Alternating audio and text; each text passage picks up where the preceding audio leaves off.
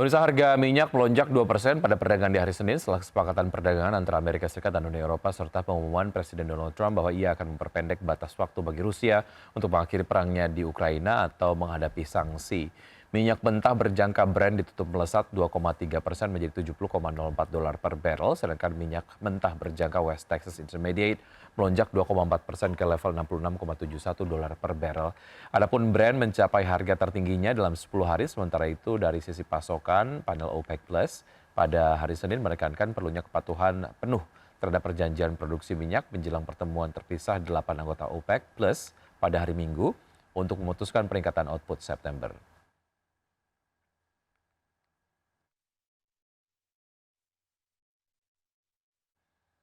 Ya, selanjutnya pemirsa, dari pergerakan bursa global, bursa Wall Street berakhir variatif pada perdagangan awal pekan dengan S&P 500 yang naik tipis mencapai rekor penutupan tertinggi untuk sesi ke-6 beruntun. Sedangkan Nasdaq juga mencatat rekor di tengah perdagangan yang fluktuatif karena investor mencermati fakta perdagangan Amerika Serikat dengan Uni Eropa dan bersiap untuk menghadapi pekan yang penuh katalis. Kita lihat data selengkapnya untuk penutupan perdagangan di Bursa Amerika Serikat di dini hari tadi. Di perdagangan di hari Senin, indeks Dow Jones Industrial Average ditutup melemah 0,14% ke posisi 44.837, indeks S&P 500 menguat 0,02% ke level 6.389 dan indeks Nasdaq Composite meningkat 0,33% ke posisi 21.178. Dari bursa Eropa, pemirsa, bursa saham Eropa berbalik melemah dari level tertinggi 4 bulan dan mengakhiri sesi yang bergejolak dengan sedikit penurunan pada hari Senin karena investor mempertimbangkan implikasi dari perjanjian kerangka kerja perdagangan antara Amerika Serikat dan Uni Eropa. Data selengkapnya untuk bursa Eropa, indeks Jerman ditutup merosot 1,02% ke posisi 23.970, indeks FTSE 100 Inggris melemah 0,43% ke posisi 9.081 dan CAC Prancis melemah 0,43% ke posisi 7.800.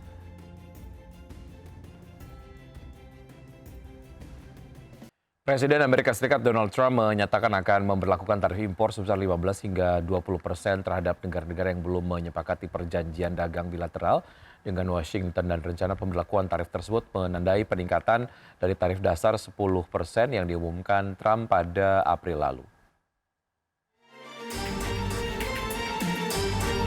Presiden Amerika Serikat Donald Trump mengungkapkan rencananya untuk memberlakukan tarif impor sebesar 15% hingga 20% terhadap negara-negara yang belum menaikkan perjanjian dagang bilateral dengan Washington. Hal tersebut diungkapkan Trump dalam konferensi pers di Turnberry, Skotlandia bersama Perdana Menteri Inggris Keir Starmer. Adapun rencana tersebut menandai peningkatan dari tarif dasar 10% yang diumumkan Trump pada April lalu dan berpotensi memberatkan negara-negara berkembang yang sebelumnya berharap akan memperoleh tarif lebih ringan. I would say it'll be somewhere in the 15 to 20% range. So maybe 15 or 20 or? No, I said, I sort of know, I just want to be nice. I would say in the range of 15 to 20%. Menteri Perdagangan Amerika Serikat Howard Lutnick sebelumnya sempat menyebut bahwa negara-negara kecil termasuk negara-negara di Amerika Latin, Karibia, dan Afrika kemungkinan akan dikenai tarif dasar sebesar 10%. Namun Trump menegaskan bahwa Amerika Serikat akan menetapkan tarif seragam untuk sebagian besar negara di dunia. Berbagai sumber untuk IDXNO. Terima kasih Anda masih bergabung sama kami. Pemirsa, indeks harga saham gabungan atau IHSG ditutup menguat terbatas di perdagangan di hari Senin di awal pekan, namun masih bertahan di level 7.600-an, dan IHSG terbebani saham SMMA yang berbalik melemah di atas 5% usai sentuh auto reject atas satu arah secara intraday. Indeks harga saham gabungan melanjutkan rally di hari keempat beruntun di perdagangan awal pekan ini. Mengutip data Bursa Efek Indonesia, IHSG menguat 0,94% ke level 7.614,76 di penutupan perdagangan Senin. Penguatan IHSG terpangkas setelah secara intraday sempat menguat di atas 1% dengan menyentuh level intraday tertinggi di level 7.669. Sektor yang naik paling tinggi antara lain sektor infrastruktur melesat 2,61%, barang baku naik 2,25%, sektor energi melaju 1,36%, sektor barang konsumer non-primer terapresiasi 1,32%, Sektor properti dan real estate terangkat 1,12%, transportasi dan logistik terungkit 1,02%. Saham Grup Prayogo Pangestu jadi penggerak utama kinerja IHSG di Senin awal pekan. Saham PT Barito Renewable Energy Tbk naik 3,59% dengan sumbangsi 10,42 indeks poin. Lalu saham PT Bank Rakyat Indonesia Persero Tbk yang naik 1,55% ke level Rp3.940 per saham dan menyumbang 9,89 indeks poin ke IHSG. Melengkapi 5 besar penggerak utama kinerja IHSG MDKA ditutup menguat 9,28% di level Rp2.590 per saham. Saham CDIA ditutup menguat 9,91%, kembali sentuh arah di level Rp1.830 per saham.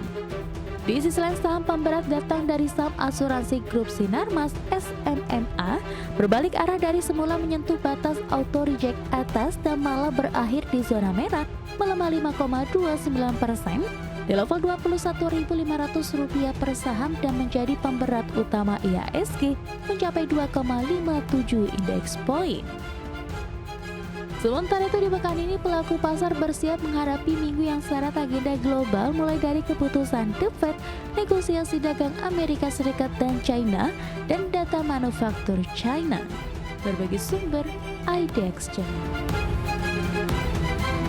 Ya pemirsa, pemerintah berkomitmen merampungkan pembangunan Ibu Kota Nusantara di Kalimantan Timur di tengah usulan moratorium pembangunan IKN. Ya, pemerintah berharap pembangunan IKN akan rampung dalam waktu 3 tahun ke depan. Pemerintah berkomitmen merampungkan pembangunan Ibu Kota Nusantara di Kalimantan Timur. Bahkan Presiden Prabowo Subianto telah memerintahkan pembangunan IKN harus dirampungkan secepatnya. Menteri Sekretaris Negara Prasetyo Hadi menyebut, berdasarkan hitungan dan rencana, pemerintah berharap pembangunan IKN akan rampung dalam waktu 3 tahun ke depan. Selanjutnya kegiatan pemerintahan termasuk legislatif dan yudikatif akan dipusatkan di IKN. Sampai hari ini pemerintah tetap berkomitmen ya, sesuai dengan rencana adalah untuk menyelesaikan pembangunan IKN ini secepat-cepatnya. Nah, sebagaimana yang saudara-saudara ketahui, sekarang otorita IKN sedang bekerja keras diminta oleh Bapak Presiden untuk sesegera mungkin menyelesaikan. Kemarin hitung-hitungannya kurang lebih kita berharap dalam 3 tahun ke depan bisa selesai sarana prasarana yang diperlukan untuk menjalankan pemerintahan. Mensesnek memastikan Presiden Prabowo akan mengeluarkan keputusan Presiden soal penetapan IKN menjadi ibu kota negara. Namun Kepres tersebut akan diteken jika sarana dan persyaratan lainnya sudah terpenuhi. Jakarta, Tim Liputan IDX Channel.